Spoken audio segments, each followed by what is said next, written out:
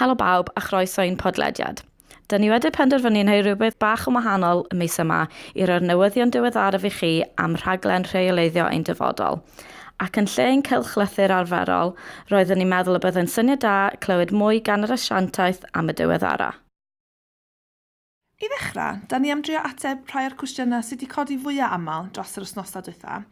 Un o'r rhai pwysica ydy p'un ydy'r rhaglen di ennill cefnogaeth Llywodraeth San Steffan a'r Llywodraethau yng Nghymru a Gogledd Iwerddon. A does dim dwaith i fod o.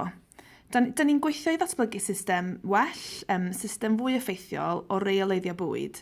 Mae pob llywodraeth yn cydnabod bod y dyhead yma yn amserol, o ystyried bod ni rwan yn gadael yr Undeb Ewropeaidd, a maen nhw'n cydnabod bod gwella'r ffordd da ni'n rheoleiddio safonau bwyd yn mynd i wella cydymffurfiaeth a chyfraith bwyd, sy'n newyddion da i ddefnyddwyr.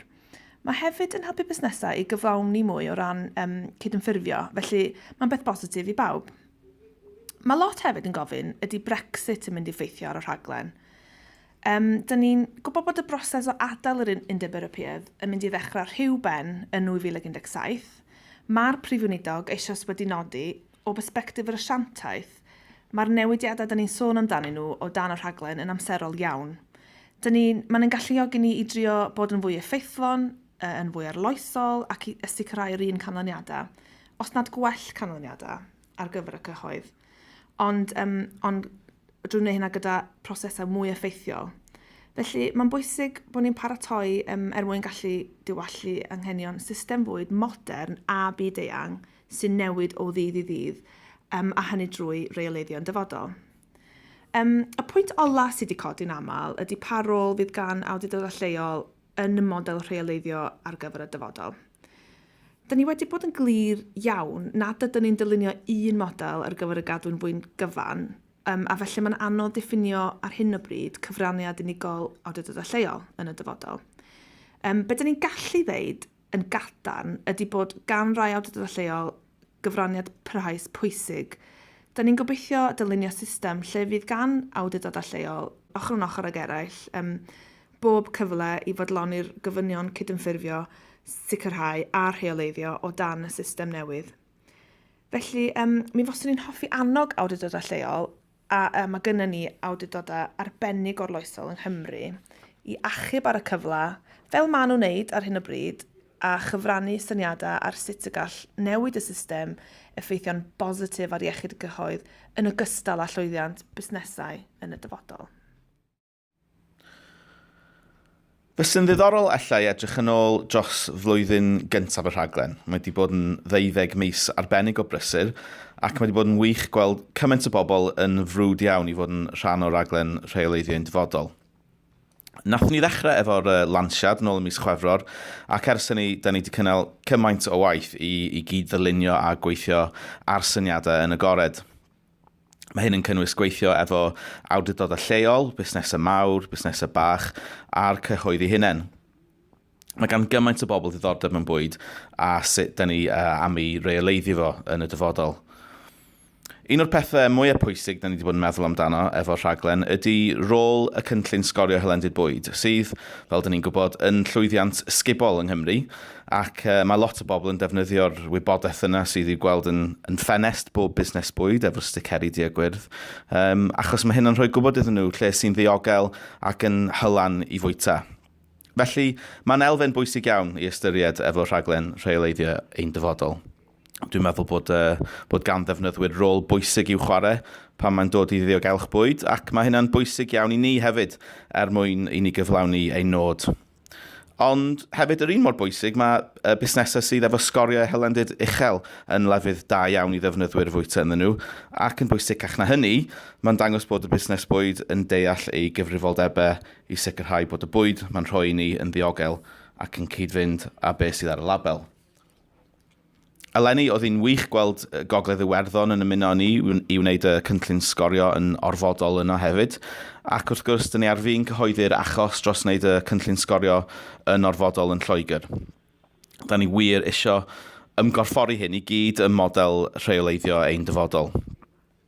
Da ni wedi cael blwyddyn lwyddiannus o gynnal trafodaethau a sgyrsiau adeiladol, a rhannu ein syniadau, ond wrth feddwl am flwyddyn nesaf, dyn ni am edrych bach yn fwy ar fanylion y system newydd. Mae gan lot fawr o bobl sy'n gweithio yn yr awdurdodau lleol ac adrannau eraill o'r Llywodraeth ddiddordeb yn manylion y system, a dyn ni am gario ymlaen i gydweithio'n agos efo busnesau, awdurdodau lleol a defnyddwyr. Mae hynna'n holl bwysig. Ond mae'n amser rwan i ni symud ymlaen a chanolbwyntio ar fanylder y rhaglen a mynd o'r cam dylunio i'r cam gwireddu, sy'n gyfnod cyffroes iawn achos wedyn bydd gennym ni rhywbeth mwy real i bobl i weld ac i herio ni amdano, achos bod y broses yma, fel y ffordd da ni'n llunio polisi, yn hollol agored. Mae gennym ni yn syniadau, a da ni'n profi nhw ac yn peiloto nhw mor eang a phosib, a da ni'n ceisio symud ymlaen at wireddu ac at newid, achos dyma'r ffordd orau o adeiladu'r system gynaliadwy yma i ddiogelu'r cyhoedd. Mae'r tîm sy'n tu ôl i'r rhaglen rheoleiddio yn dyfodol yn gyfrifol am sicrhau bod yr holl beth yn digwydd, o'r weledigaeth i'r dyluniad hyd at y gwaith o brofi a gweithredu'r rhaglen, a sicrhau bod trefn newydd lwyddiannus ar gyfer rheoleiddio bwyd a bwyd anifeiliaid yng Nghymru, Lloegr a Gogledd Iwerddon erbyn 2020, neu'n gynt na hynny os yn bosib. Mae gan y tîm weledigaeth gref ac mae gen ni syniad clir o beth ni'n drio i wireddu, a mae hynny'n cael ei adlewyrchu yn 5 prif egwyddor ni. Gallwch chi weld y 5 prif egwyddor ar yn gwefan ni ar dudalen www.food.gov.uk/ROF ac wedyn clicio ar y botwm Cymraeg. Da ni wedi bod wrthi'n profi'r weledigaeth a wan da ni wrthi'n dylunio. Mae gyfnod cyffroes iawn am bod gennym ni'r cyfle i gael sgyrsiau styrlon ac eang efo pobl o bob rhan o'r sector bwyd, i brofi syniadau, datblygu elfennau a chyd greu, ac wedyn rhedeg trwy gyfres o gynlluniau peilot mwyn cael gweld beth sy'n debygol o weithio, sut mae'n mynd i weithio a sut i wella fo.